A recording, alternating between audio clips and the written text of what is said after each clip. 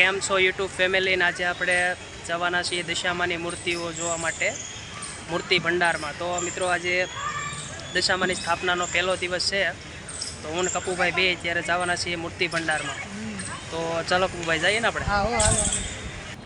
તો મિત્રો આપણે બરોડાથી આપણે નીકળી ગયા છીએ અને બરોડાથી આપણે જવાનું છે નાના વરાસાના ઢાળે.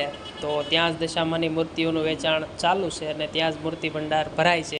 તો જો આપણે અત્યારે પહોંચી ગયા છીએ નાના વરાસાના ઢાળ નીચે, અને અત્યારે અહીંયા તો મૂર્તિઓનો ખજાનો છે એવું લાગે છે મને. તો ખજાનો પણ હોય જ, કારણ કે આજે છે રવિવાર ને આજે મા દશામાની જે સ્થાપનાનો પહેલો દિવસ છે, એટલે એમ તો 2 દિવસથી મૂર્તિઓ અહીં વેચાઈ જ ગઈ છે, પણ આજે પણ લોકો એટલી જ મૂર્તિઓની લેવા માટે બધા આવે છે. અને આજે પણ સ્થાપના આજનો દિવસ જે છે, અને કાલથી મિત્રો શ્રાવણ માસની શરૂઆત થાય છે અને આજે છે દિવાસો, એટલે દશામાની મૂર્તિનું આજે સ્થાપના થશે.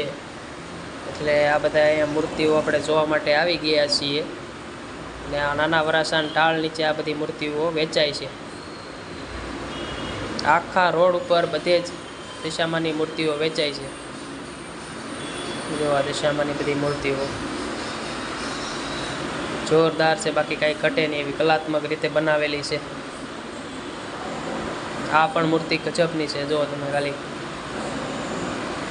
એક પછી એક અવનવી અને કલાત્મક રીતે બનાવેલી મૂર્તિઓનો ખજાનો એમ કહેવાય કે ભાઈ મજા જ પડી જાય. ને આ મૂર્તિ તો જો કેટલી મોટી બનાવી છે મૂર્તિ,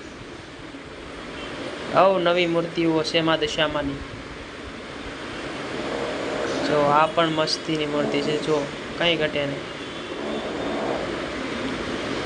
પછી અહીંથી બહાર આપણે જઈએ અંદરથી, એટલે કંઈક આ રીતની આપણને મૂર્તિઓ જોવા મળે છે, જ્યાં નાની નાની બધી મૂર્તિઓ મળે છે. અને પછી સામેની સાઈડ પણ મૂર્તિઓ મળે છે, તો આપણે આગળ સામેની સાઈડ જાશું. જો આ જો આપણે સામેની સાઈડ બીજી સાઈડ આપણે રોડના આવી ગયા, ત્યાં પણ સરસ મજાની મૂર્તિઓ ત્યાં પણ મળે છે. જો આ પણ રોડ વિશે જ છે, નાના વરાસાના ઢાળ નીચે. તો મિત્રો મૂર્તિઓ કેવી લાગી એ આપણને કોમેન્ટમાં કહેજો, અને કંઈ પણ સવાલ હોય તો તમે પૂછી શકો છો. અને હા, આપણી ચેનલને સબસ્ક્રાઈબ કરતા જાજો પાછા. ચાલો બધા આવજો, બધાને જય દશામાં.